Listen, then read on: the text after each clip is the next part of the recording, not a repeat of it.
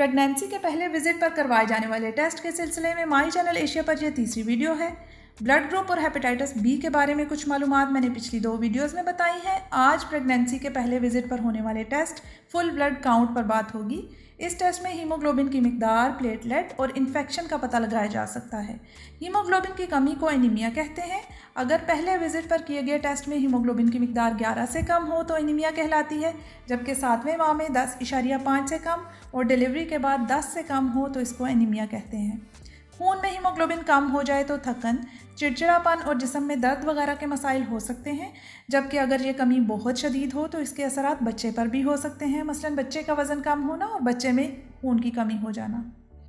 लिहाजा प्रेगनेंसी के बेहतरीन आउटकम के लिए ज़रूरी है कि हीमोग्लोबिन की मिकदार जिस्म में पूरी रहे। खून की इस कमी की कई वजूहात होती हैं। सबसे अहम वजह आयरन की कमी है और दूसरी अहम वजह माँ में थैलेसीमिया का कैरियर जीन मौजूद होना है, जबकि बाकी वजूहात हामला ख़वातीन में निस्बतन कम होती हैं।